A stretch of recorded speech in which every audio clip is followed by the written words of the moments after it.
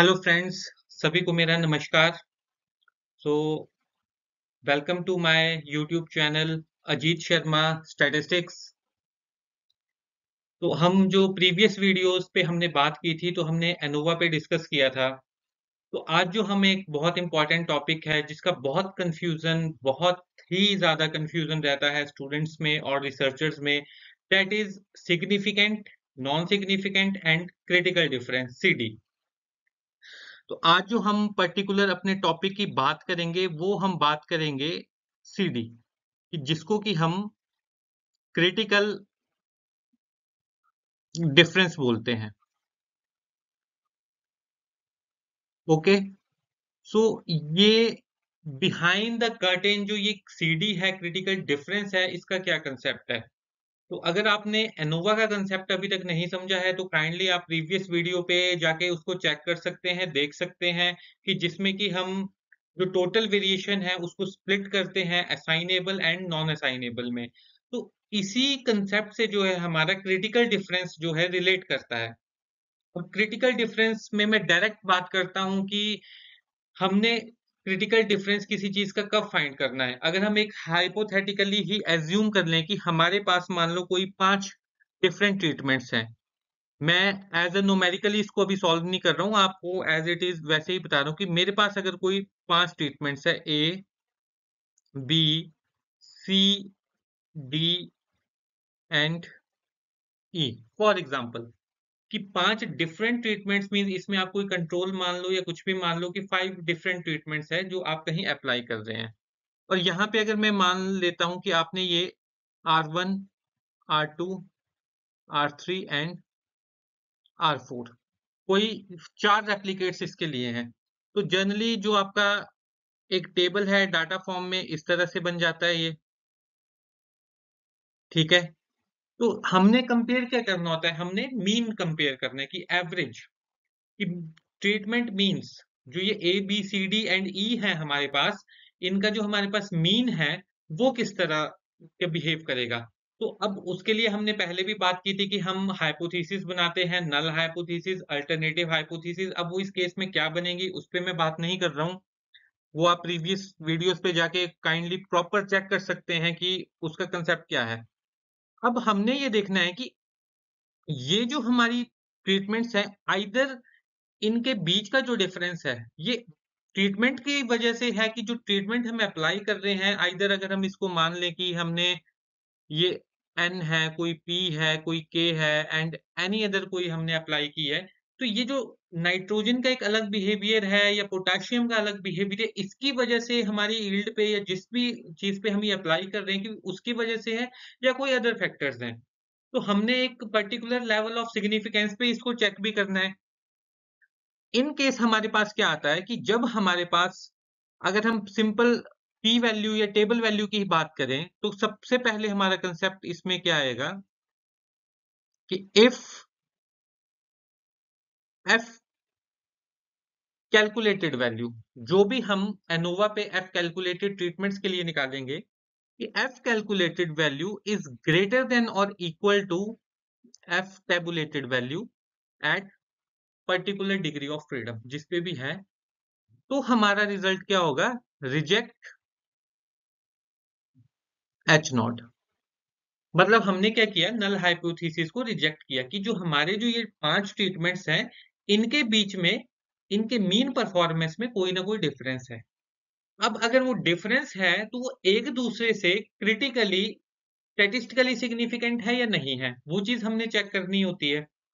तो यहां से हमारा कंसेप्ट, ये जो सारा चीज है, यहां से हमारा कंसेप्ट आता है सीडी का, क्रिटिकल डिफरेंस। हम इसको एलएसडी, एचएसडी, टकीज टेस्ट, डीएमआरटी, बॉनफेरो, बहुत सारे डिफरेंट टेस्ट है। तो एक जो बेसिक है क्रिटिकल डिफरेंस, कि आप इससे ट्रीटमेंट मीन्स का पेयर वाइज कंपैरिजन करेंगे। इस कंसेप्ट को जनरली हम क्या बोलते हैं, pair wise, pair wise comparison, कि हमारे जो ट्रीटमेंट के पेयर्स हैं उनका कंपैरिजन किस तरह से हमने करना है। अब सीडी का जो कंसेप्ट है, अब इसमें अगर हम नेक्स्ट बात करें तो पहले मैं इसका फॉर्मूला लिखता हूं। अगर इन केस जो हमारा ये जो हम एग्जांपल डिस्कस कर रहे थे कि इसमें हमारे पास सी डी की वैल्यू आनी है कि हमारे जो ट्रीटमेंट्स मीन्स है वो रिजेक्ट हो रही है एच नॉट, मतलब सभी ट्रीटमेंट मीन्स क्या है तो उनमें डिफरेंस है, कोई ना कोई पेयर वाइज कंपेरिजन हमारा इक्वालिटी ब्रेक डाउन हो रही है। तो सी डी हम जो फॉर्मूला है जनरली हम उसको किस तरह से निकालते हैं, standard error into p tabulated value at 0.05 पे आप देखेंगे जो प्रोबेबिलिटी है, और पर्टिकुलर डिग्री ऑफ फ्रीडम पे। और ये डिग्री ऑफ फ्रीडम किसका होता है, एरर का। Standard error into p tabulated value at particular degree of freedom with respect to level of significance. अब ये 0.5 है, जो भी है आप अपने अकॉर्डिंग चेक कर सकते हैं। अब कंसेप्ट जो ये स्टैंडर्ड एरर का आता है, अब स्टैंडर्ड एरर हम कैसे निकालते हैं कि 2 into MSE, MSE means mean square error, divide हम किससे करेंगे, अगर हम ट्रीटमेंट्स के लिए निकाल रहे हैं तो हमारे पास 5 ट्रीटमेंट्स हैं, 4 रेप्लिकेट्स हैं, तो 5 ट्रीटमेंट्स जो है हमारी 4 रेप्लिकेट्स पे डिपेंड कर रही हैं। तो यहाँ पे क्या हो जाएगा इस केस में, divided by 4 under root into ये जो हमारी वैल्यू आएगी टी टेबुलेटेड वैल्यू, और ये जनरली हमारी अराउंड 2 के ही आती है, जो हमारा 1 पॉइंट समथिंग, और मींस अगर नहीं है, अगर आपने एक रफ और वेग सा आइडिया लगाना है तो इसको अप्रोक्सीमेटली आप ट्वाइस से मल्टीप्लाई कर सकते हैं। तो यहां से जो हमारी सी डी वैल्यू आ जाएगी, फॉर एग्जाम्पल अगर मैं हाइपोथेटिकली यहाँ वैल्यू लिख रहा हूँ कि हमारे पास कोई वैल्यू आ गई सॉल्व करके 4, ठीक है, 4 आ गई, तो हमारे पास क्या थे, 5 मीन्स थे, हमारे पास 5 मीन्स थे, तो उनकी भी मैं रैंडम इसी तरह वैल्यू लिख लेता हूँ कि अगर a है तो इसको मैं m से डिनोट कर देता हूँ कि m मीन्स मीन। अगर मेरे पास यहाँ पे मान लो वैल्यू 30 है, मीन ऑफ b, 4 एप्लीकेट्स का मान लो यहाँ पे 33 आया है, मीन ऑफ c यहाँ पे मान लो मेरे पास 38 आया है, ठीक है, मीन ऑफ d यहाँ पे मान लो कोई 41 वैल्यू आई है, एंड मीन ऑफ e यहाँ पे मान लो कोई वैल्यू 47 आई है। एक मैं वैसे ही रफ सा रैंडम सा आइडिया ले रहा हूँ। और यहाँ पे अगर हम बात कर रहे हैं कि हमारी जो सी डी वैल्यू है वो सॉल्व होके कितनी आई है, 4 आई है अगर, तो एक तो बच्चे क्या करते हैं कि मैक्सिमम मीन में माइनस कर देंगे सी डी, ठीक है, और मिनिमम जो मीन वैल्यू होगी उसमें प्लस कर देंगे सी डी। तो मैं उसका कंसेप्ट भी समझा देता हूँ, बट ये हमारा क्या होता है, ये एक रफ आइडिया होता है, ठीक है, रफ आइडिया होता है ये चीज, लेकिन जनरली हम पर्टिकुलर इसमें प्रेफर नहीं करते हैं बात। तो इसका भी मैं आपको समझा देता हूं कि जो हमारा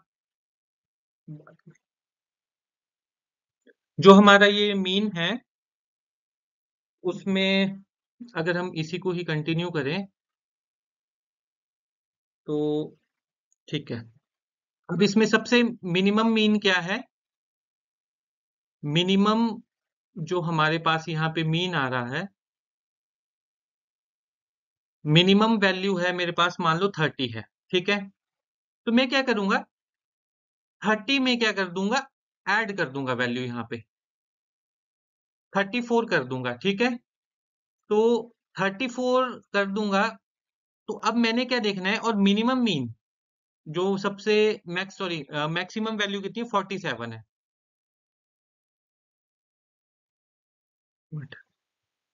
47 में मैं क्या कर दूंगा, -4 कर दूंगा, ठीक है, तो मान लो ये वैल्यू मेरे पास आ गई 43।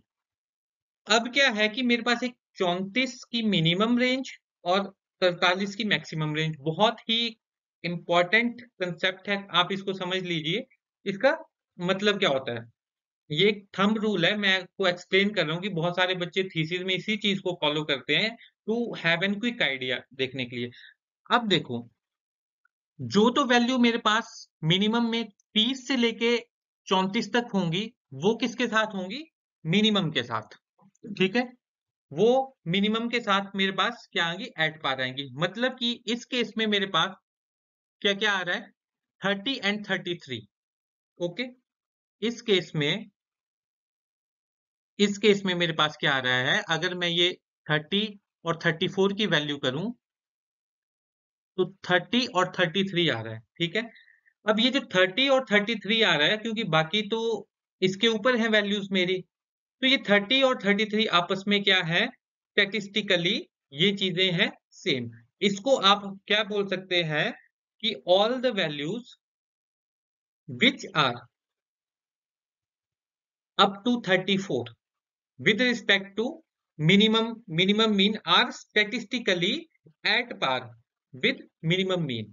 तो मतलब 30 और 33 क्या है? वो आपस में स्टेटिस्टिकली एट पार है, मतलब वो स्टेटिस्टिकली सेम है, उनमें कोई डिफरेंस नहीं है। वो 0.5 लेवल ऑफ सिग्निफिकेंस पे जो हम मार्जिन लेके चल रहे हैं कि उसमें क्या है, इन दोनों में हम एज अ डिफरेंस नहीं मान रहे हैं।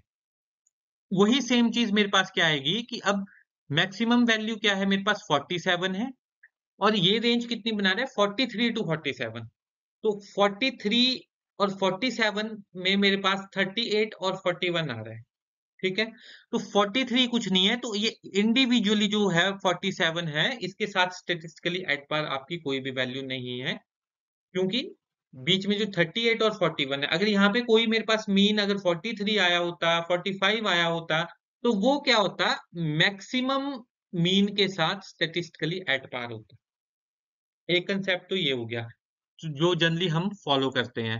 बट जो दूसरा हमारा कंसेप्ट आता है, जो एग्जैक्ट कंसेप्ट है, उसको हम बोलते हैं pair wise comparison. Pair wise comparison. तो पेयर वाइज कंपैरिजन जो हमारा होता है, वो हमारे पास दो वैल्यूज, दो मीन्स, टू मीन्स को हम क्या करते हैं? कंपेयर करते हैं। टू मीन्स को क्या करेंगे? हम कंपेयर करेंगे आपस में विद रिस्पेक्ट टू, अगर हमने एग्जैक्ट करना है तो जनरली हम क्या करते हैं, इसको हायरार्किकली ऑर्डर में भी लिख सकते हैं, या डिक्रीजिंग ऑर्डर में भी लिख सकते हैं।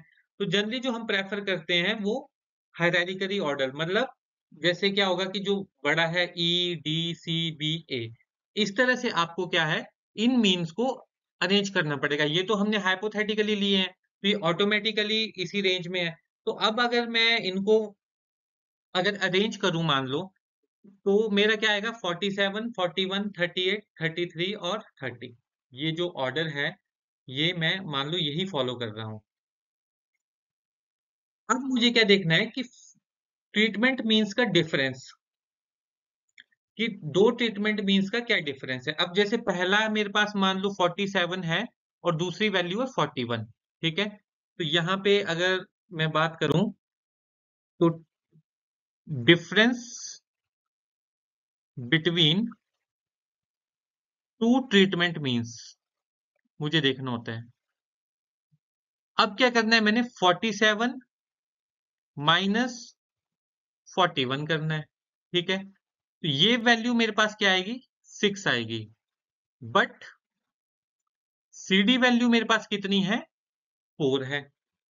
अब मुझे जो अपना कंपैरिजन इसमें करना है, तो इसमें मैं आपको थोड़ा सा लिख देता हूं, बता देता हूं कि if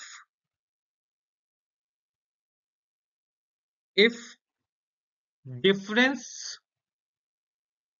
between two means, that is treatment is greater than or equal to CD value, तो आपने ये याद रखना है, इसको हम बोलते हैं सिग्निफिकेंट। मीन्स स्टेटिस्टिकली क्या है ये? सिग्निफिकेंट है, कि मतलब अगर इनका डिफरेंस ज्यादा है तो ये क्या है? स्टेटिस्टिकली सिग्निफिकेंट है, इनमें आपस में डिफरेंस है। अगर यही चीज अगर मेरे पास क्या आती है कि अगर मेरे पास डिफरेंस ग्रेटर आ रहा है, ठीक है, तो इट मीन्स क्या है? वो स्टेटिस्टिकली सिग्निफिकेंट है आपस में। और अगर ये लेस आएगा मेरे पास, तो क्या हो जाएगा? वो नॉन सिग्निफिकेंट आ जाएगा आपस में, मतलब कि वहां पे क्या है? ज्यादा डिफरेंस आपस में उनका नहीं है। यही चीज हमने जो कंसेप्ट क्लियर किया था, ये हमने किया था जो हम मैक्सिमम मीन या मिनिमम मीन से करते हैं। अब अगर इनका डिफरेंस इसमें क्या आएगा, अब पेयर वाइज अगर हम जब कंपैरिजन करेंगे तो 47 के बाद हमें पता है कि इंडिविजुअली क्या है, 47 स्टेटिस्टिकली सिग्निफिकेंट आ रहा है आपका। इसके साथ कोई भी एट पार नहीं है आपकी ट्रीटमेंट, इंडिविजुअल है ये। अगर यही चीज अगर हम कोई दूसरा करें, अगर हम दूसरा कंपैरिजन करें कि इसके बाद मान लो अगर मेरे पास 38 था, तो डिफरेंस में क्या लूंगा, 41, 41 माइनस 38, तो इसका डिफरेंस क्या आया मेरे पास, इसका डिफरेंस मेरे पास मान लो 3 आया। तो इसका डिफरेंस क्या है, this is less than equal to C D value, that is 4। अगर ये सी डी वैल्यू से लेस है तो इसमें क्या है, ये दोनों मींस स्टेटिस्टिकली सेम बिहेव कर रहे हैं आपस में। अगर हमारे पास इसमें डिफरेंस कम आ रहा है, तो ये थोड़ा सा हमारा जो कंसेप्ट है वो सीडी का रहता है, क्रिटिकल डिफरेंस का। कब निकालनी है, कैसे निकालनी है, किस तरह से आपने कंपेयर करना है, सॉफ्टवेयर में वो डायरेक्टली भी आ जाता है, लेकिन अगर आपने मैनुअल थोड़ा सा देखना है तो इस कंसेप्ट को आप फॉलो कर सकते हैं। सो और भी अगर कुछ आपको इसमें इंफॉर्मेशन चाहिए है तो आप मुझे मैसेज कर सकते हैं, डायरेक्ट लिख सकते हैं, तो आई थिंक हम इस पे कुछ और एडवांस आपको बता सकते हैं। तो आज के लिए थोड़ा सा बेसिक कंसेप्ट ऑफ सीडी का यही था। Kindly watch my YouTube channel and subscribe, that is Ajit Sharma statistics के नाम से है। So thank you and thanks a lot.